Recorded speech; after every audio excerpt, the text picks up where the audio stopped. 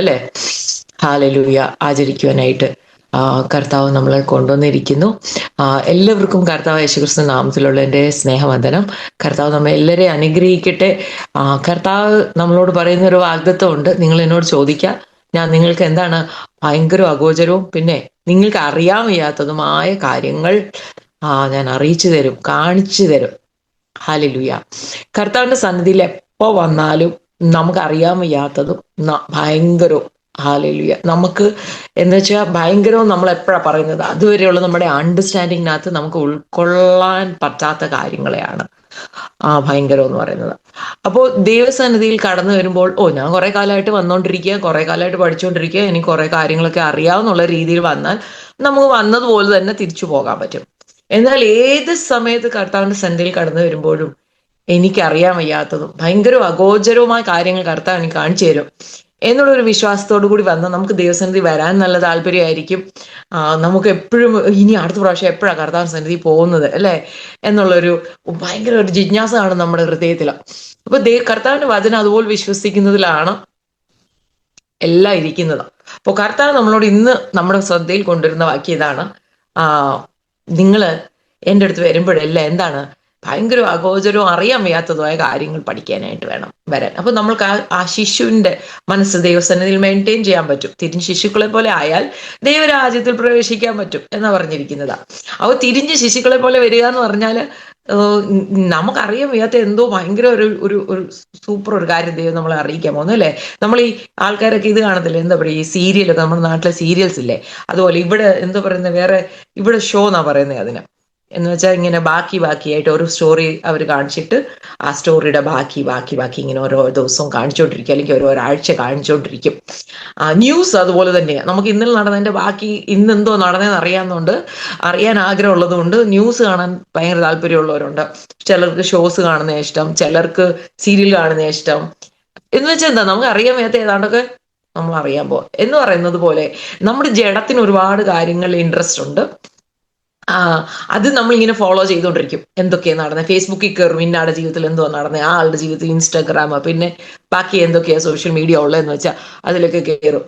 ആ ഒരു ജിജ്ഞാസ ഇന്ന് പരിശുദ്ധാത്മാവ് നമ്മൾ പറയുന്നത്, നമുക്ക് കർത്താവിന്റെ അടുക്കൽ വരുമ്പോൾ നമ്മുടെ കാര്യങ്ങൾ സാധിച്ചെടുക്കാനായിട്ട് ഒരു റിക്വയർഡ് എന്താ പറയുന്നത്, നമ്മളിൽ നിന്ന് ദൈവം പ്രതീക്ഷിക്കുന്ന ചില കാര്യങ്ങൾ ചെയ്തു കൂട്ടിയിട്ട് ദൈവത്തെ കൊണ്ട് കുറെ കാര്യങ്ങൾ സാധിച്ചു പോകുവാനല്ല, എന്നും കർത്താവിന്റെ സന്നിധിയിൽ നിന്ന് ചിലത് പുതിയത് കണ്ടെത്തുവാൻ. അപ്പൊ ഈ പുതിയത് കാണുന്നതിന്റെ ഉദ്ദേശം എന്താണെന്ന് ചോദിച്ചാൽ, നമ്മൾ അവനിൽ കർത്താവ് നമ്മളെ കാണിക്കുന്ന കാര്യങ്ങൾ നമ്മൾ കാണും തോറും നമ്മൾ അതനുസരിച്ച് രൂപാന്തരപ്പെട്ടുകൊണ്ടിരിക്കും. മൂടുപടം മാറിയ മുഖത്ത് അവന്റെ തേജസ്സിനെ കണ്ണാടി പോലെ പ്രതിബിംബിച്ച് നമ്മൾ നാൾതോറും കർത്താവിന് അനുരൂപമായി രൂപാന്തരപ്പെട്ടുകൊണ്ടിരിക്കും, തേജസ് പ്രാപിച്ചുകൊണ്ടിരിക്കും. വളരെ ഇൻട്രസ്റ്റിംഗ് ആണ്. ഈ ലോകത്തിലെ ഏറ്റവും ഇൻട്രസ്റ്റിംഗ് കാര്യം എന്താണെന്ന് ചോദിച്ചാൽ, ദൈവസന്നിധി കടന്നു വന്ന് കർത്താവ് അന്നെന്ന് നമുക്ക് വെളിപ്പെടുത്തി തരുന്നത്. യേശു കർത്താവ് പറഞ്ഞാൽ എന്നെ തന്നെ അവന് കാണിച്ചു കൊടുക്കും. യേശു കർത്താവിനെ കൂടുതൽ ആഴങ്ങളിൽ അറിയുക. നമുക്കൊക്കെ അറിയാവുന്നുള്ളൊരു തോന്നൽ വരാറുണ്ട്, വല്ലപ്പോഴൊക്കെ വരാറുണ്ട്. നമ്മൾ അതിനകത്ത് അങ്ങ് സെറ്റിൽ ഡൗൺ ആയിട്ടിരിക്കും. എന്നാൽ അതല്ല ദൈവത്തിന്റെ ഉദ്ദേശം. നമ്മൾ ഓരോ പ്രാവശ്യം കടന്നു വരുമ്പോഴും ഒരു പുതുക്കം പ്രാപിക്കുവാനായിട്ട്, കുറച്ചുകൂടെ യേശുവിനെ പോലെ ആകുവാൻ, കുറച്ചുകൂടെ ഏരിയാസിൽ കറക്ഷൻ പ്രാപിച്ച് യേശുവിനോട് അനുരൂപമാകാൻ, അതിനായിട്ട് കർത്താവ് നമ്മളെ സഹായിക്കട്ടെ. ഹല്ലേലൂയ. എല്ലാവർക്കും സ്നേഹമെന്ന് ഞാൻ പറഞ്ഞു എന്ന എൻ്റെ ഓർമ്മ. എന്നാൽ ഒരിക്കൽ കൂടി നിങ്ങളുടെ ടൈം, നിങ്ങളുടെ അറ്റൻഷൻ എല്ലാം ദൈവത്തിന് വിലയേറിയതാണ്. കർത്താവിന്റെ സന്നിധിയിൽ നമ്മുടെ സമയവും നമ്മുടെ അറ്റൻഷൻ, നമ്മുടെ ഫോക്കസ് കർത്താവിന് കൊടുക്കുന്ന വളരെ വിലയേറിയതാണ്. അതിനായിട്ട് ദൈവം നിങ്ങൾ ഉപയോഗിക്കുന്നല്ലോ, ദൈവത്തിന് സ്തോത്രം. നമ്മുടെ വചന ചിന്തയ്ക്കായിട്ട് എൻ്റെ ഹൃദയത്തിൽ കർത്താവ് എന്നെ പഠിപ്പിച്ചുകൊണ്ടിരിക്കുന്ന ഒരു കാര്യം, അത് തന്നെ നിങ്ങളോട് പറയുവാനുള്ള ഒരു നിയോഗമാണ് കർത്താവ് ഇന്ന് എനിക്ക് തരുന്നത്. ഫിലിപ്പ് ലേഖനം 2-ാം അധ്യായം അതിൻ്റെ 3-ാമത്തെ വാക്യത്തിലേക്ക് നമുക്ക് കടന്നു പോകാം. ഫിലിപ്പ് ലേഖനം 2 അതിൻ്റെ 3-ാമത്തെ വാക്യം: ശാഠ്യത്താലോ ദുരഭിമാനത്താലോ ഒന്നും ചെയ്യാതെ താഴ്മയോടെ ഓരോരുത്തൻ മറ്റുള്ളവനെ തന്നെക്കാൾ ശ്രേഷ്ഠനെന്ന് എണ്ണിക്കൊള്ളുവിൻ. ഈ ഒരു വാക്യമുണ്ടല്ലോ, ഒരുപാട് എന്താ പറയുക, ഞാൻ ഈ നമ്മുടെ ഈ ജഡത്തിന്റെ സ്വഭാവം വെച്ച് നോക്കുമ്പോഴേ ഈ വാക്യം പെട്ടെന്ന് പിടികിട്ടത്തില്ല. ആ, പലപ്പോഴും ഈ കുരങ്ങന്റെ കയ്യിൽ പൊതിയാത്തേക പോലെയാണ് ഈ വാക്യം നമ്മുടെ കയ്യിലൊക്കെ ഇരിക്കുന്നത്. കാരണം ഇത് എങ്ങനെ അങ്ങോട്ട് ഇംപ്ലിമെന്റ് ചെയ്തെന്ന് നമുക്ക് അറിയത്തില്ല. ശാഠ്യത്താലോ ദുരഭിമാനത്താലോ. ഒരു ട്രാൻസ്ലേഷനിൽ പറഞ്ഞിരിക്കുന്ന selfish ambition and vain glory. ശാഠ്യവും ദുരഭിമാനവും എന്നുള്ളത് ചിലടത്ത് ട്രാൻസ്ലേറ്റ് ചെയ്തിരിക്കുന്നത് സ്ട്രൈഫ് ആൻഡ് ഫോൾസ് ഗ്ലോറി. വേറൊരിടത്ത് പറഞ്ഞിരിക്കുന്നത് പിന്നെ selfish ambition and vain glory. Selfish ambition എന്ന് പറഞ്ഞാൽ എന്താണെന്നറിയാവോ? സെൽഫിഷ് അംബീഷൻ എന്ന് പറഞ്ഞാൽ സെൽഫിഷ് അംബീഷൻ എന്ന് പറഞ്ഞാൽ ഞാൻ എന്തോ ചെയ്താലും ഞാൻ അതിനകത്തുനിന്ന് എനിക്ക് എന്തെങ്കിലും കിട്ടണമെന്നുള്ളൊരു ഒരു ആഗ്രഹം. അതാണ് സെൽഫിഷ് അംബീഷൻ. ഷാഠ്യം എന്നുള്ള വാക്ക മലയാളത്തിൽ എഴുതിയേക്കുന്നത്.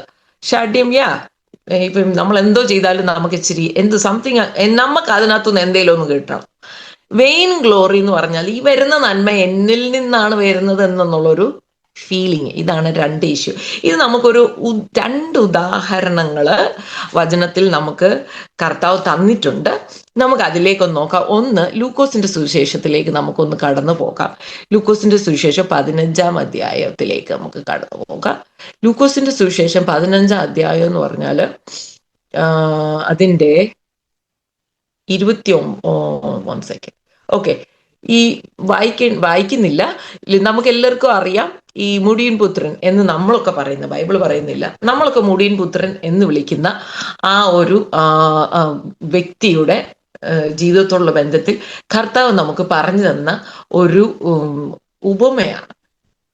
ഉപമ എന്ന് അവിടെ പറയുന്നില്ല, അതൊരു നടന്ന സംഭവം പോലെയൊക്കെയാണ് കർത്താവ് പറയുന്നത്. എനിവേ, 11 തൊട്ട് നമ്മൾ താഴോട്ട് വായിക്കുമ്പോൾ നമുക്ക് ആ മുടിയൻ പുത്രന്റെ കാര്യം നമുക്ക് വായിക്കാം. നമുക്ക് എല്ലാവർക്കും അറിയാവുന്ന കഥയായതുകൊണ്ട് ആബ്സല്യൂട്ട്ലി ന്യൂ ആയിട്ടുള്ള ബിലീവേഴ്സ് ഇതിനകത്ത് ഇല്ല എന്നുള്ള വിശ്വാസം ഉള്ളതുകൊണ്ട് ഞാൻ ആ സ്റ്റോറിക്കകത്തോട്ട് പോകുന്നില്ല. എനിവേ, ഈ പുള്ളിക്ക് സുബോധമൊക്കെ വന്നു. 17-ാം വാക്യത്തിൽ പറയുന്നു പുള്ളിക്ക് സുബോധമൊക്കെ വന്നിട്ട് പുള്ളി എങ്ങനെയാണ് കർത്താവിൻ്റെ അടുത്ത് അപ്പൻ്റെ അടുത്ത് തിരിച്ചു വരുവാൻ പുള്ളി തീരുമാനം വെച്ചു. പുള്ളി ഉള്ള കാര്യം ഉള്ളതുപോലെ 19-ാമത്തെ വാക്യത്തിൽ പറഞ്ഞു, നിന്റെ മകൻ എന്ന് വിളിക്കപ്പെടുക ഞാൻ യോഗ്യനല്ല, നിന്റെ കൂലിക്കാരിൽ ഒരുത്തിനെ പോലെ എന്നെ ആക്കണമെന്ന് പറഞ്ഞു. അങ്ങനെ അപ്പൻ എഴുന്നേറ്റ് മോനെ സ്വീകരിച്ചു. മോന് വേണ്ടി 23-ാമത്തെ വാക്യത്തിൽ തടിപ്പിച്ച കാളക്കുട്ടിയൊക്കെ കൊണ്ടുവന്ന് അറുത്തു. 25-ാമത്തെ വാക്യത്തിൽ എഴുതിയിരിക്കുന്ന മൂത്ത മകൻ വയലിലായിരുന്നു. അവൻ വന്ന് വീടിനോട് അടുത്തപ്പോൾ വാദ്യവും നൃത്തഘോഷവും കേട്ടു. ഹല്ലേലൂയ. അപ്പോ അത് കഴിഞ്ഞിട്ട് പുള്ളി ബാല്യക്കാരനെയൊക്കെ വിളിച്ച് വിഷയമൊക്കെ മനസ്സിലാക്കി 28-ാമത്തെ വാക്യത്തില് എനിക്ക് സത്യം പറഞ്ഞ ചിരി വരുന്നത് എന്താന്ന് ചോദിച്ചാൽ നമ്മുടെ എല്ലാം കയ്യിൽ ഇതിന്റെ പരിപാടിയുണ്ട്. പിന്നെ ഈ 27-ാമത്തെ വാക്യത്തിൽ വന്നു, പിന്നെ സംഭവമൊക്കെ പുള്ളിക്ക് പിടികിട്ടി. 28-ാമത്തെ വാക്യത്തിൽ പറയുക, അപ്പോൾ അവൻ കോപിച്ചു, അകത്ത് കടപ്പാൻ മനസ്സില്ലാതെ നിന്നു. അപ്പൻ പുറത്ത് വന്ന് അവനോട് അപേക്ഷിച്ചു. 29-ാമത്തെ വാക്യത്തില് പുള്ളി പറയുക, അവനോട് ഇത്ര കാലമായിട്ട് ഞാൻ നിന്നെ സേവിക്കുന്നു, നിന്റെ കൽപ്പന ഒരിക്കലും ലംഘിച്ചിട്ടില്ല. എന്നാൽ എന്റെ ചങ്ങാതികളുമായി ആനന്ദിക്കേണ്ടത് നീ ഒരിക്കലും എനിക്കൊരു ആട്ടിൻകുട്ടിയെ തന്നിട്ടില്ല. ഇവിടെ നമ്മൾ ഈ ഫിലിപ്പിയ ലേഖനം 2-ാം അധ്യായത്തിൽ 3-ാം വാക്യത്തിൽ കണ്ട സംഭവം നമ്മളോട് ചെയ്യരുതെന്ന് പറയുന്ന കാര്യമാണ്. ഈ പിന്നെ മൂത്ത സഹോദരനാണ് ചെയ്യുന്നത്. മൂത്ത സഹോദരൻ പറയുക, ഈ ഇളയ മകൻ അപ്പൻ്റെ കയ്യിൽ നിന്ന് കിട്ടാനുള്ളതെല്ലാം മേടിച്ചിട്ട്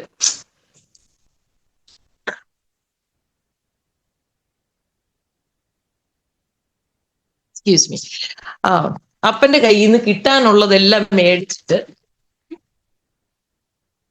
ഹല്ലേലൂയ, എക്സ്ക്യൂസ് മീ ഓക്കെ, അപ്പന്റെ കയ്യിൽ നിന്ന് കിട്ടാനുള്ളതെല്ലാം മേടിച്ച് പുള്ളി അതെല്ലാം കൊണ്ടുപോയി നശിപ്പിച്ച്, എന്നിട്ട് അപ്പന്റെ മകനായിരിക്കാൻ യോഗ്യതയില്ലാത്തവനായിട്ട് പുള്ളി തിരിച്ചു വീട്ടിൽ വന്നു.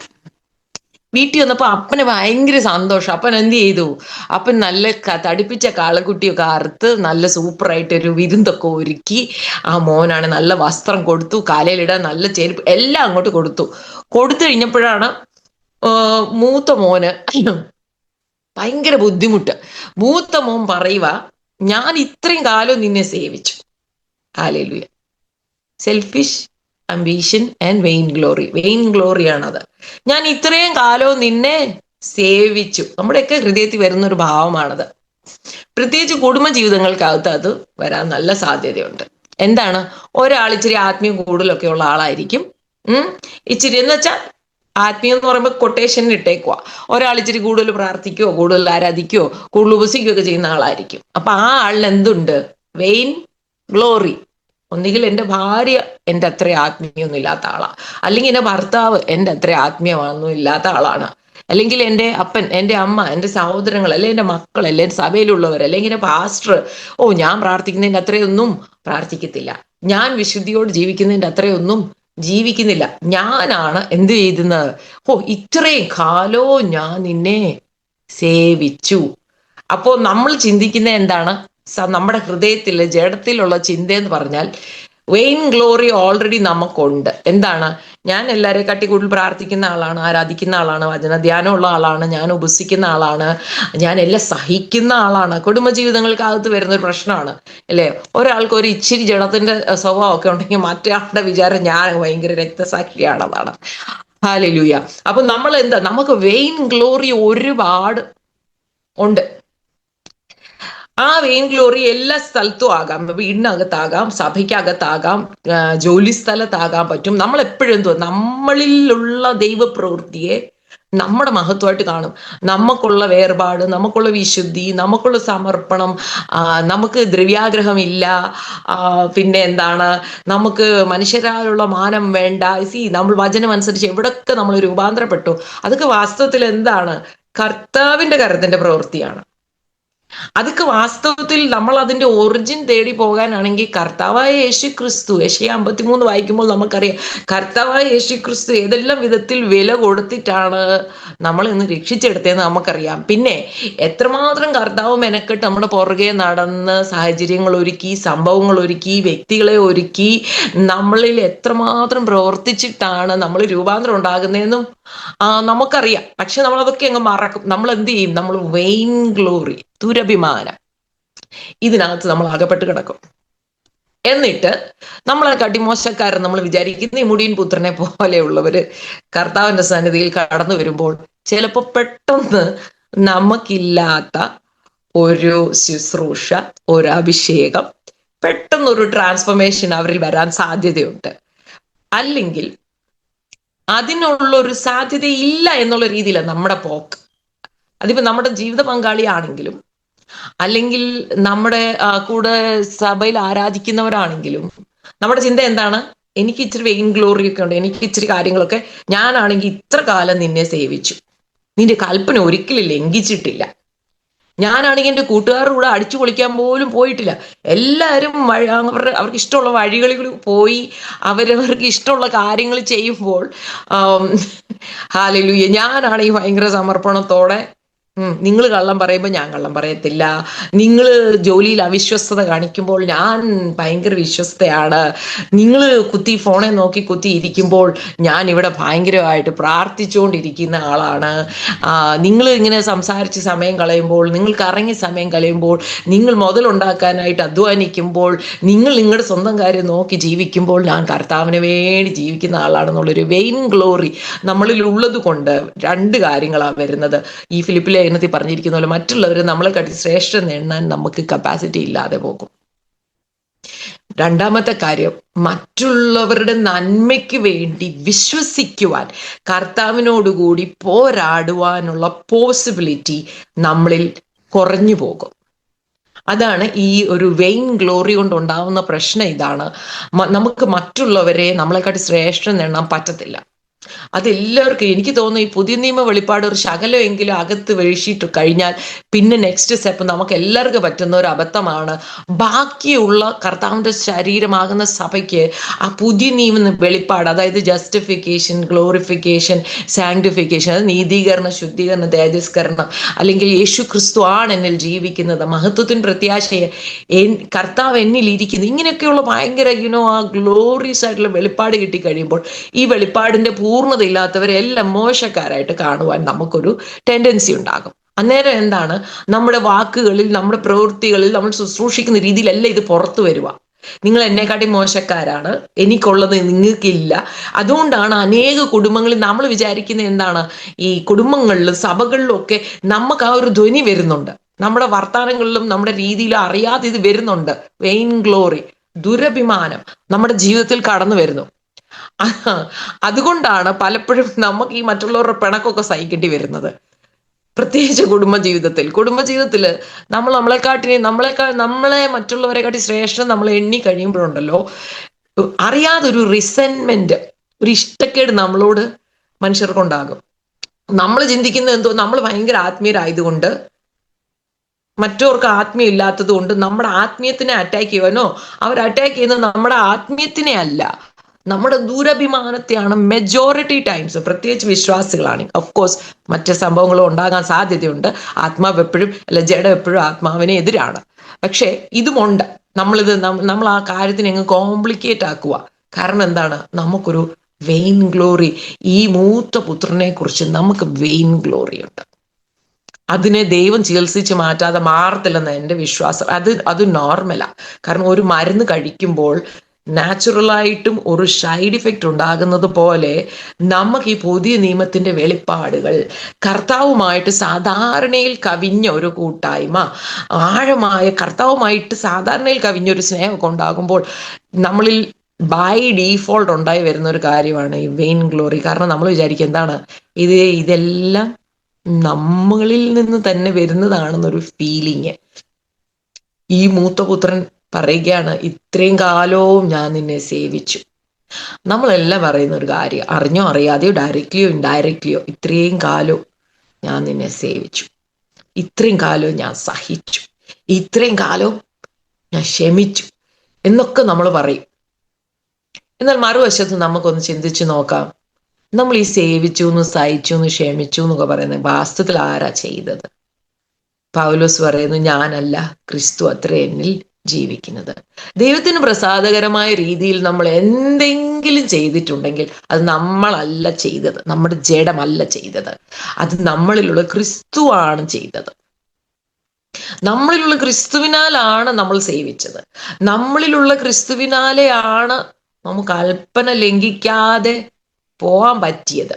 നമ്മളിലുള്ള ക്രിസ്തുവിനാലാണ് നമുക്ക് അനുസരിക്കാൻ പറ്റിയത്, നമുക്ക് സഹിക്കാൻ പറ്റിയത്, ക്ഷമിക്കാൻ പറ്റിയത്.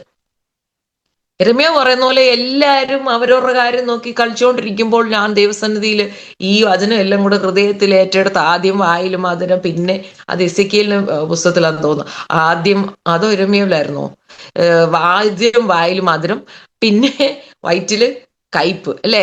നമ്മൾ വളരെ മധുരമായിട്ട് ഏറ്റെടുക്കുന്ന വചനം അനുസരിച്ച് ഒരു രൂപാന്തരം നമ്മളിൽ ഉണ്ടായി കഴിയുമ്പോൾ നമ്മുടെ ജഡത്തിൽ നമുക്ക് കയ്പ് അനുഭവിക്കേണ്ടി വരും. എന്നാൽ ആരാണ് ഇതൊക്കെ ചെയ്യുന്നത്? നമുക്ക് എപ്പോഴും കർത്താവ് നമുക്ക് വെളിപ്പാട് തരട്ടെ. നമ്മളിലുള്ള ഈ നീതീകരണം, ശുദ്ധീകരണം, തേജസ്കരണം, അല്ലെങ്കിൽ ശുശ്രൂഷ, സൽപ്രവൃത്തി, ഇതൊക്കെ ആരാ ചെയ്യുന്നത്? യേശുക്രിസ്തു ആണ് ചെയ്യുന്നത്. കർത്താവായ യേശുക്രിസ്തു ആണ് ചെയ്യുന്നത്. നമുക്ക് ചെയ്യാൻ ഒക്കത്തില്ല. പൗലോസ് വളരെ വ്യക്തമായിട്ട് റോമർക്ക് എഴുതിയ ലേഖനം 7-ാം അധ്യായത്തിൽ പറയുന്നുണ്ട്, എൻ്റെ ജഡത്തിൽ എന്ന് വെച്ചാൽ എന്നിൽ നന്മ വസിക്കുന്നില്ല എന്ന് ഞാൻ കാണുന്നു. നിങ്ങൾക്ക് എല്ലാവർക്കും അറിയാമെന്നുള്ള ചിന്തയിൽ ഞാൻ അങ്ങ് പറഞ്ഞു പോവുക. ആഗ്രഹമുള്ളവരുണ്ടെങ്കിൽ നിങ്ങൾക്ക് എടുത്ത് വായിക്കാം. റോമർക്ക് എഴുതിയ ലേഖനം 7-ാം അധ്യായത്തിലാണ് ആ വാക്യം കണ്ടുപിടിച്ച് ലാസ്റ്റിലോട്ടുള്ള ഭാഗത്തിൽ എഴുതിയേക്കുന്നത്. എൻ്റെ ജഡത്തിൽ എന്ന് വെച്ചാൽ എന്നിൽ. അപ്പൊ ഞാൻ എന്തുവാ? ജഡം എന്ന് പറഞ്ഞാൽ എന്തുവാ? ഞാൻ, ബൈ ഡീഫോൾട്ട് ഞാനാണ്. എന്നിൽ നന്മ വസിക്കുന്നില്ല. പിന്നെ എവിടുന്ന ഈ കാണുന്ന നന്മയൊക്കെ വന്നത്? ഞാൻ ഇത്രയും കാലവും ദൈവത്തെ സേവിച്ചത് എങ്ങനെയാണ്? എൻ്റെ ഉള്ളിൽ നന്മ ഉണ്ടായിട്ടല്ല, എന്നിലുള്ള എൻ്റെ യേശു കർത്താവാണ് എന്നിൽ ഇത് ചെയ്തെടുത്തത്. ഹല്ലേലൂയ.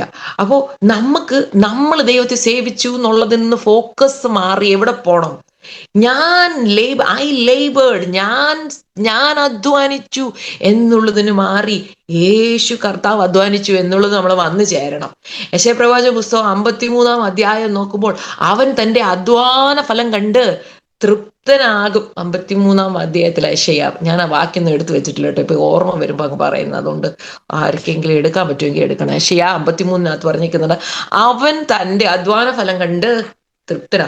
നമ്മുടെ അധ്വാനങ്ങളെ കുറിച്ച് നമ്മൾ മറന്നിട്ട് കർത്താവ് യേശുക്രിസ്തുവിന്റെ കാൽവരി ക്രൂശിലുള്ള അധ്വാനം അത് ഫോക്കസ് വരുമ്പോൾ നമുക്ക് വെയിൻ ഗ്ലോറി പോയി കിട്ടും. അതായത് ദുരഭിമാനം പോയി കിട്ടും. അതിനകത്ത് ഫോക്കസ് ചെയ്യണം. ഒന്ന്, കാൽവറിയിൽ യേശു കർത്താവ് ചെയ്തെടുത്ത ഒരു അധ്വാനം, labour of Jesus on the cross. രണ്ടാമത്തേതാണ് നമ്മളിലുള്ള യേശുവിന്റെ പ്രവൃത്തി, അല്ലെ? കർത്താവ് ക്രൂശിൽ ഒരു പ്രവൃത്തി ചെയ്തു, അത് എന്നാ പോട്ടെ, നമ്മൾ ആ ക്രൂശിൽ നിന്ന് പോയി ഡയറക്റ്റ്ലി ഇങ്ങ് മേടിച്ചിട്ട് നമ്മളങ്ങ് വർക്കൗട്ട് ചെയ്യുവല്ല. കർത്താവ് അവിടെ തൻ്റെ ജീവനെ ഒരു വിത്ത് പോലെ വിതച്ചു, കുറെ വിത്ത് വന്നു, ആ വിത്ത് ഇങ്ങോട്ട് എടുത്തോണ്ട് വന്നിട്ട് നമ്മൾ പിന്നെ ഓക്കെ കർത്താവ് ഇനി നിന്റെ ഹെൽപ്പ് ഒന്നും വേണ്ട, ഞാൻ തന്നെ അങ്ങ് ഫലം കഴിച്ചോളാം എന്ന് പറഞ്ഞിട്ടല്ല നമ്മൾ ജീവിക്കുന്നത്. കർത്താവിന്റെ വചനം നമ്മളോട് പറയുന്നു, അവൻ തന്നെയാ നമ്മുടെ ഉള്ളിൽ ഇതൊക്കെ ചെയ്തെടുക്കുന്നത്.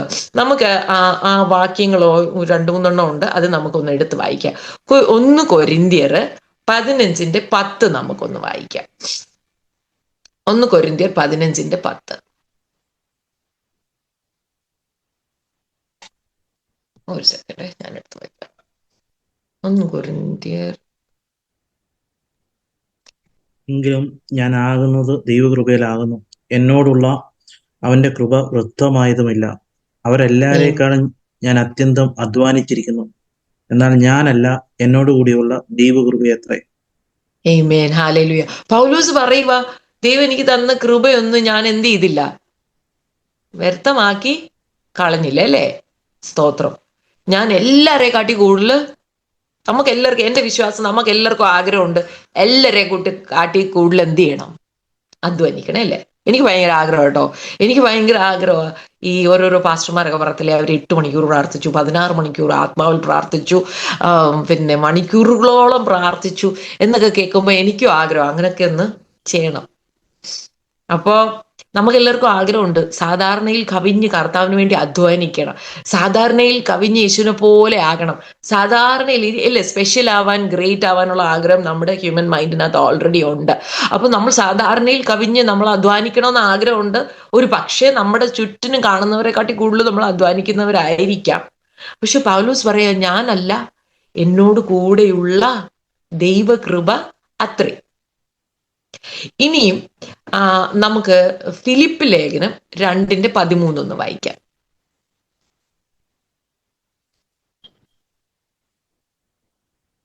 അതിനകത്ത് എഴുതിയേക്കുന്നത്, ഇച്ഛിക്ക എന്നും പ്രവർത്തിക്ക എന്നതും നിങ്ങളിൽ ദൈവമല്ലോ തിരുവുള്ളമുണ്ടായിട്ട് പ്രവർത്തിക്കുന്നത്. എനിക്ക് വളരെ സന്തോഷം തോന്നുന്നു ഇത് ചിന്തിക്കുമ്പോൾ. എന്തൊരു ഗ്ലോറിയസ് ആയിട്ടുള്ള ഒരു പാക്കേജ് ഡീലാണിത്, പുതിയ നിയമം എന്ന് പറയുന്നത്. കർത്താവ് പറയുക, ഞാൻ നിങ്ങൾക്ക് വേണ്ടി ക്രൂശിൽ അധ്വാനിച്ചു, ഇനിയും ഞാൻ എന്തിനു വേണ്ടി ക്രൂശിൽ അധ്വാനിച്ചുവോ അത് നിങ്ങളിൽ നിവർത്തിച്ചെടുക്കുവാൻ നിങ്ങൾ എന്നെ സമ്മതിച്ചാൽ മതി, ഒന്ന് വിട്ടുകൊടുത്താൽ മതി. കർത്താവ് പറയുക, നിങ്ങൾ ഇച്ഛിക്കേണ്ടതുപോലെ ഇച്ഛിക്കുവാൻ, നിങ്ങൾ പ്രവർത്തിക്കേണ്ടതുപോലെ പ്രവർത്തിക്കുവാൻ തക്കണം ഞാൻ തന്നെ നിങ്ങളിൽ വർക്കൗട്ട് ആവുന്നു, അല്ലേ? അപ്പം അതിൻ്റെ ആ പോസിബിലിറ്റിയാണ് നമ്മൾ പൗലോസിലും അപ്പോസ്തലന്മാരിലൊക്കെ കാണുന്നത്. നമുക്ക് പൗലോസ് ചെയ്ത ശുശ്രൂഷകളും പൗലോസ് എഴുതിയ ലേഖനങ്ങളും ഏറ്റവും കൂടുതൽ മറ്റ് അഭിഷിക്തന്മാരെയൊക്കെ, മറ്റ് അപ്പോസ്തലന്മാരെ കാട്ടി കൂടുതലുള്ളത്. അതുകൊണ്ട് ഈ യേശു കർത്താവ് ആ കാൽവരിയിൽ ചെയ്തെടുത്ത അധ്വാനവും നമ്മൾ വിശ്വസിക്കുമ്പോൾ, വിട്ടുകൊടുക്കുമ്പോൾ, എബ്രായ ലേഖന കർത്താവിന്റെ ഭാഷയിൽ പറഞ്ഞാൽ റെസ്റ്റിലേക്ക് പ്രവേശിക്കുമ്പോൾ, നമ്മളുടെ അധ്വാനങ്ങൾ മാറിയിട്ട് കർത്താവ് നമ്മളിൽ പ്രവർത്തിക്കാനായിട്ട് നമ്മൾ വിട്ടുകൊടുക്കുമ്പോൾ നമ്മളിൽ കർത്താവ് ഇച്ഛയുണ്ടാക്കും.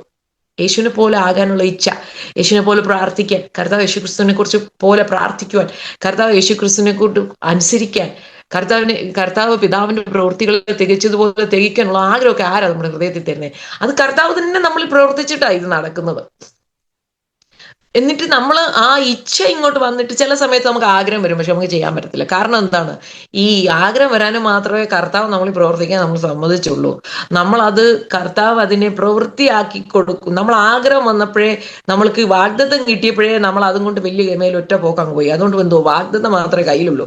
എന്നാൽ വാഗ്ദത്തം നിവർത്തിച്ചെടുക്കാനും മാത്രം നമ്മൾ കർത്താവിന് കീഴ്പ്പെട്ട് കൊടുക്കുമ്പോൾ നമ്മുടെ ഹൃദയത്തിലെ ആഗ്രഹങ്ങൾ എന്തായി മാറുന്നു? നമ്മുടെ ഹൃദയത്തിലെ, നമ്മുടെ ജീവിതത്തിലെ പ്രവൃത്തികളായി മാറും. നിങ്ങൾ ഇച്ഛിക്കുക എന്നും പ്രവർത്തിക്കുക എന്നും ദൈവമല്ലോ തിരുവള്ളം ഉണ്ടായി പ്രവർത്തിക്കുന്നത്. അപ്പോൾ ഈ മൂത്ത പുത്രന്റെ കോണ്ടെക്സ്റ്റിലാണ് നമ്മളിതൊക്കെ ചിന്തിക്കുന്നത്. നമ്മളെല്ലാവരും ചിന്തിക്കുന്ന കാര്യങ്ങളാണ്. പലപ്പോഴും നമ്മൾ പെട്ടെന്ന് ഒരാൾ ശുശ്രൂഷ വെളിപ്പെടുമ്പോൾ നമ്മൾ ഒത്തിരി കാണുന്ന ഒരു സംഭവമാണ് ഇത്.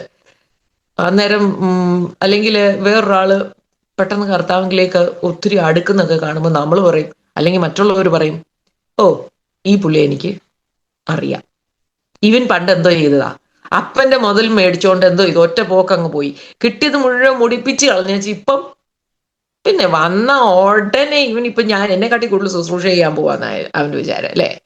ഇതുമല്ല, ഈ മകനെ പോലെയാണ്.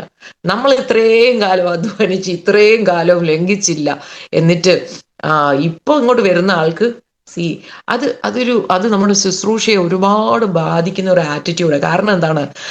നമ്മൾ വെയിൻ ഗ്ലോറി, നമ്മൾ ഈ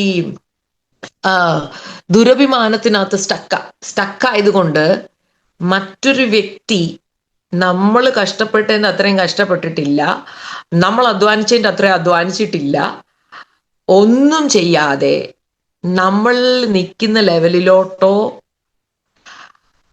നമ്മൾ ആഗ്രഹിക്കുന്ന ലെവലിലോട്ടോ കയറി വരാൻ പറ്റുമെന്ന് നമുക്ക് വിശ്വാസമില്ലാത്തത് കൊണ്ട് നമ്മുടെ മിനിസ്ട്രി ലിമിറ്റഡ് ആയിരിക്കും.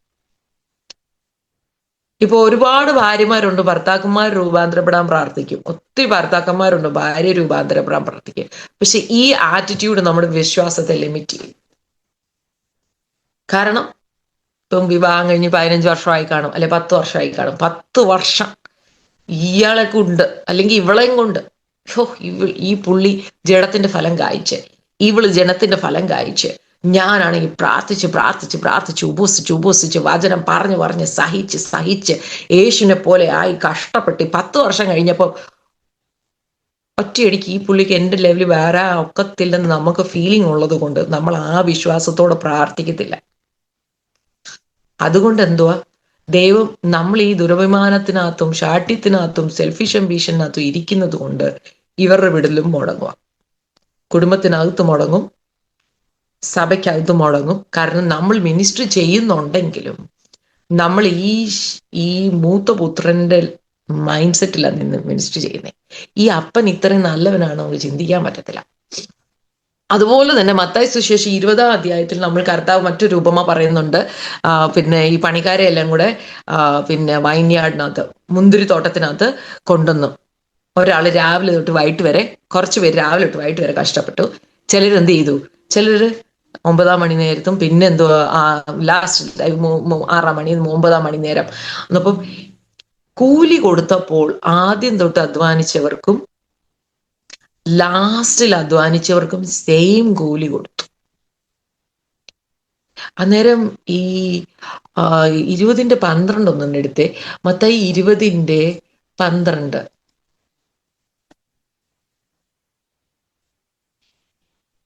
ഹല്ലേലൂയ. ഈ പിമ്പന്മാർ 1 മണി നേരം മാത്രം വേല ചെയ്തിട്ടും നീ അവരെ, ആ മനുഷ്യന് സങ്കടം എത്ര ജെന്യൂൻ അല്ലേ, നീ അവരെ പകലത്തെ ഭാരവും വെയിലും സഹിച്ച് ഞങ്ങളോട് സമമാക്കിയല്ലോ. ഈ ഒരു ആറ്റിറ്റ്യൂഡ് നമുക്ക് ഉണ്ട്, ദൈവജനത്തിന്റെ മധ്യത്തിലുണ്ട്. അതുകൊണ്ടാണ് നമുക്ക് കർത്താവ് പറഞ്ഞൊരു കാര്യമുണ്ട്, ഞാൻ ഇരിക്കുന്നിടത്ത് നിങ്ങളും ഇരിക്കണമെന്ന് എൻ്റെ ആഗ്രഹം. അപ്പോ ഈ പകലത്തെ വെയിലും എല്ലാം സഹിച്ച് കഷ്ടപ്പെട്ട ആളിന് ഈ ലാസ്റ്റ് 1 മണിക്കൂർ വന്ന് ജോലി ചെയ്തോനും എൻ്റെ കൂടെ ഇരിക്കണമെന്ന് ആഗ്രഹം വരണമെങ്കിൽ ഈ കൂലി തരുന്ന ആൾ എത്ര നല്ലവനാണെന്ന് നമുക്ക് ഒരു വെളിപ്പാട് വേണം. രണ്ടാമത്തെ കാര്യം, ഞാൻ ഇതിനെക്കുറിച്ച് ചിന്തിച്ചപ്പോൾ കർത്താവ് എന്നോട് പറഞ്ഞത്, ഈ ആദ്യം തൊട്ട് ജോലി ചെയ്തവനെയും കൊണ്ട് അതിനകത്ത് കയറ്റിയത് ആരാ? കർത്താവ് തന്നെയാ. ഒരുപക്ഷെ നിങ്ങളുടെ കുടുംബജീവിതത്തിൽ കഴിഞ്ഞ 10 വർഷം, അല്ലെങ്കിൽ നിന്റെ സഭയില് കഴിഞ്ഞ 10 വർഷം, 20 വർഷം, 15 വർഷം നിങ്ങൾ സഹിച്ചു, നിങ്ങൾ ക്ഷമിച്ചു, നിങ്ങൾ പ്രാർത്ഥിച്ചു, ഉപവസിച്ചു. അന്നേരം മറ്റേ ആൾ ഇതൊന്നും ചെയ്യുന്നില്ലെന്ന് വിചാരിച്ചോ? പ്രാർത്ഥിച്ചു, നമ്മൾ അങ്ങനെയാ ചിന്തിക്കുന്നത്. പ്രാർത്ഥിച്ചു, ഉപവസിച്ചു, നമ്മൾ ശുദ്ധീകരണം ഏറ്റെടുത്തു, യേശുവിനോട് അനുരൂപമായി എല്ലാം ചെയ്തു. അതും കർത്താവിന്റെ ഗുഡ്നെസ് ആണ്. ഇവനെ ആദ്യമേ ആ തോട്ടത്തിൽ കൊണ്ട് കയറ്റിയതും ആ യജമാനന്റെ ഗുഡ്നെസ് ആണ്, അല്ലേ? 15-ാമത്തെ വാക്യത്തിൽ പറയുക, ഞാൻ നല്ലവനാകൊണ്ട് നിനക്ക് എന്താ, കണ്ണ് കടിക്കുന്നുവോ? അപ്പൊ ആദ്യമേ വന്നതും അവൻ ആ വെയിലത്ത് നിന്ന് ആ വെയില് സഹിച്ച് ജോലി ചെയ്യുവാൻ കൃപ കിട്ടിയതും അവൻ അധ്വാനിച്ചതും അവന് ഫൈനലി അവന്റെ കൂലി കിട്ടിയതും ദൈവത്തിന്റെ അല്ലെങ്കിൽ ആ യജമാനന്റെ ഗുഡ്നെസിന്റെ ഒരു expression. That is one expression of the goodness of God. ഇപ്പം ഒരു ഗ്രൂപ്പിനകത്ത് അല്ലെങ്കിൽ ഒരു കുടുംബത്തിനകത്ത് ഒരാൾ നേരത്തെ യേശുവിനോട് കൂടി നടക്കാൻ തുടങ്ങിയെങ്കിൽ അത് അവരോടുള്ള ദൈവത്തിന്റെ ഗുഡ്നെസിന്റെ ഒരു എക്സ്പ്രഷന്. ആ ഗുഡ്നെസ് ഈ മറ്റേ ആൾക്ക് കിട്ടിയിട്ടില്ല, അത്രയും വർഷവും കിട്ടിയില്ല, ആ പകൽ ഫുൾ ടൈം കിട്ടിയില്ല, അവനൊന്ന് ചുമ്മാ അവിടെ നിൽക്കുക. എന്നാൽ ലാസ്റ്റ് വരുമ്പോൾ ദൈവത്തിന്റെ ആ യജമാനന്റെ ഗുഡ്നെസ് ആ മറ്റേ ആളിനോടും അതുപോലെ ദൈവത്തിന്റെ നന്മ, ഈ കർത്താവ് നല്ലവനാണ് എന്നുള്ളതാണ് നമ്മുടെ എല്ലാവരുടെ സിസ്റ്റം വർക്കൗട്ട് ആവുന്നത്. ഈ ആദ്യം ചെന്ന് കയറി ഇത്രയും നാളും അധ്വാനിച്ചവരും ഇപ്പം വന്ന് കയറി ഒരു വിധത്തിൽ എൻ്റെ മനസ്സിൽ എനിക്ക് തോന്നുന്നു, എൻ്റെ ബുദ്ധിയോട് നോക്കുമ്പോൾ അതൊരു കോമ്പൻസേഷൻ പോലെയാ. നമ്മളെ ദൈവസന്നിധിയിലോട്ട് വിളിച്ച് തൻ്റെ സന്നിധിയിലെ സന്തോഷ പരിപൂർണതയും തൻ്റെ ആനന്ദ നദിയിൽ നിന്ന് കുടിക്കാൻ അവസരവും തന്നു. അവൻ്റെ സന്നിധിയിലെ സന്തോഷ പരിപൂർണത, അവൻ്റെ ആലത്തിൽ നന്മ കൊണ്ട് നമ്മളെ തൃപ്തിപ്പെടുത്തുമ്പോൾ ഇതൊന്നും കിട്ടാതെ ഒരുത്തന് അപ്പുറത്ത് നിപ്പുണ്ട്. അവനിതൊന്നും ഇത്രയും നാളും കിട്ടിയില്ല, അതിനുള്ള ഒരു കോമ്പൻസേഷനും കൂടാന്ന് വിചാരിച്ചോ? നമുക്ക് ഈ ദൈവത്തിന്റെ ഗുഡ്നെസിന്റെ സിസ്റ്റം ഒന്ന് മനസ്സിലായി അതിനോട് സഹകരിച്ചൊന്ന് പോകാൻ പറ്റിയാൽ നമ്മളെ ചുറ്റിപ്പറ്റി നിൽക്കുന്നവരുടെ ട്രാൻസ്ഫോർമേഷൻ ഭയങ്കര ഫാസ്റ്റ് ആകും. നമ്മളുടെ സഭയിലുള്ളവരുടെ ട്രാൻസ്ഫോർമേഷൻ പഴയതിൽ ഈസി ആകും. ബിക്കോസ് നമ്മൾ അവരെ നമ്മളുടെ ദുരുപമാനം കൊണ്ട് ദൈവത്തിന്റെ ഗുഡ്നെസ്, അന്ന് ഈ യജമാനുള്ളൊരു സന്തോഷം എന്ന് പറഞ്ഞാൽ പുള്ളിക്ക് നേരിട്ട് കാര്യങ്ങൾ ചെയ്യാം. പക്ഷെ ഇന്ന് ദൈവം നേരിട്ടല്ല, തൻ്റെ പക്കൽ അവൈലബിൾ ആയിട്ടുള്ളവരിൽ കൂടിയാണ് കർത്താവ് ഇന്ന് പ്രവർത്തിക്കുന്നത്. അപ്പൊ നമുക്ക് അതാണ് കർത്താവെ, എൻ്റെ കുടുംബത്തിലുള്ളവരുടെ രൂപാന്തരത്തിന്, ഞാൻ എന്നെക്കാട്ടി മോശക്കാരെന്ന് എൻ്റെ ബുദ്ധിമോശത്തിൽ ചിന്തിച്ചവരുടെ രൂപാന്തരം, അല്ലെങ്കിൽ എൻ്റെ സഭയിലുള്ളവർ എന്നെക്കാട്ടി മോശക്കാരെന്ന് ഞാൻ എൻ്റെ ബുദ്ധിമോശത്തിൽ ചിന്തിച്ചവരുടെ രൂപാന്തരത്തിന് ഞാൻ നിന്റെ കരങ്ങളിൽ പ്രയോജനപ്പെടുവാൻ തക്കവണ്ണം നിന്റെ ആ നന്മയുടെ ഗുഡ്നെസിന്റെ പോസിബിലിറ്റീസ് എനിക്കൊന്ന് കാണിച്ചു തരാം. എങ്കിലേ നമുക്ക് വിശ്വാസത്തോട് പ്രാർത്ഥിക്കാൻ പറ്റത്തുള്ളൂ. നമ്മൾ അധ്വാനിച്ചു എന്ന് നമ്മൾ ചിന്തിക്കുന്ന കർത്താവിന്റെ കൃപയാൽ നമ്മൾ എത്തി നിൽക്കുന്ന ആ ഒരു കർത്താവുമായിട്ടുള്ള ഐക്യതയുടെ ലെവലിലേക്ക് മറ്റൊരാൾ പെട്ടെന്ന് കയറി വരാനൊക്കും ദൈവത്തിന്റെ ഗുഡ്നെസ്സിൽ പോസിബിലിറ്റി ഉണ്ടെന്ന് കണ്ട് നമ്മൾ ശുശ്രൂഷിക്കാൻ ദൈവം നമ്മളെ സഹായിക്കട്ടെ. ഇത്ര സമയം കർത്താവിന്റെ ആ ഗുഡ്നെസിന്റെ പോസിബിലിറ്റി ദൈവം നമ്മളെ കാണിച്ചുകൊണ്ടിരിക്കുക. ഭയങ്കര അഗോചരമായ കാര്യങ്ങൾ ഇത് ഒറ്റയടിക്ക് നമ്മുടെ മനസ്സ് അംഗീകരിക്കത്തില്ല. കാരണം നമുക്ക് ശീലമായിപ്പോയി. ഈ ദുരഭിമാനത്തോടു കൂടി ചിന്തിക്കാൻ നമുക്ക് ശീലമാണ്. വെയിൻ ഗ്ലോറി, സെൽഫിഷ് അംബീഷൻ എന്താണ്? ഞാൻ ഇത്രയും കാലവും സേവിച്ചു, അതുകൊണ്ടാണ് ഇത്രയും കാലം സേവിക്കാത്തവനെ കാട്ടി കൂടുതൽ എന്തായാലും എനിക്ക് കിട്ടിയേ പറ്റത്തുള്ളൂ. അത് ദൈവത്തിന്റെ ഗുഡ്നെസ്സിനകത്ത് വരുന്ന കാര്യമല്ല. കർത്താവ് നമ്മുടെ ഹൃദയങ്ങളെ തുറക്കട്ടെ. ഹല്ലേലൂയ. ദൈവത്തിന്റെ ആ ഗുഡ്നെസ് നിമിത്തം ഉള്ള പോസിബിലിറ്റീസ് കാണാൻ കർത്താവ് നമ്മുടെ കണ്ണു തുറക്കട്ടെ. നമ്മുടെ പ്രിയപ്പെട്ടവർക്ക് വേണ്ടി കർത്താവിന്റെ ഗുഡ്നെസ് എന്താണ് കരുതി വെച്ചിരിക്കുന്നതെന്ന് കണ്ട് വിശ്വാസത്തോടെ കർത്താവിനോട് സഹകരിച്ച് അവരുടെ രൂപാന്തരത്തിനും തേജസ്കരണത്തിനും ഒക്കെ ദൈവം നമ്മളെ ഉപയോഗിക്കട്ടെ. ഈ സമയം തന്ന പ്രിയപ്പെട്ടവർക്ക് എൻ്റെ നന്ദി. മാത്യൂസ്, നമ്മുടെ എല്ലാ സഹോദരന്മാർക്കും ദൈവം നിങ്ങളെ എല്ലാവരെയും അനുഗ്രഹിക്കട്ടെ. നിങ്ങളൊക്കെ ചെറുപ്പക്കാരാണ്, നിങ്ങൾക്ക് വേറെ എന്തൊക്കെ കാര്യങ്ങൾ വേണമെങ്കിലും ചെയ്യാം. പക്ഷെ നിങ്ങളിലുള്ള ദൈവകൃപ അത് ഞാൻ അക്നോളജ് ചെയ്യുന്നു. നിങ്ങളിലുള്ള ദൈവപ്രവൃത്തി അക്നോളജ് ചെയ്യുന്നു. അത് ദൈവരാജ്യത്തിന്റെ ആ പുളിയുള്ള മാവിന്റെ പിന്നെ ഉപമ പോലെ നിങ്ങളിലുള്ള ദൈവപ്രവൃത്തി അത് സ്പ്രെഡ് ആകട്ടെ. കർത്താവ് നമ്മളെല്ലാവരെയും അനുഗ്രഹിക്കട്ടെ. ഇനി നമ്മൾ വീണ്ടും കാണും വരെ ദൈവത്തിന്റെ കൃപ നമ്മളോട് കൂടെ ഇരിക്കട്ടെ. Thank you. ദൈവനാമത്തെ പെരുമാറാകട്ടെ. ഇത്ര നേരം നമുക്ക്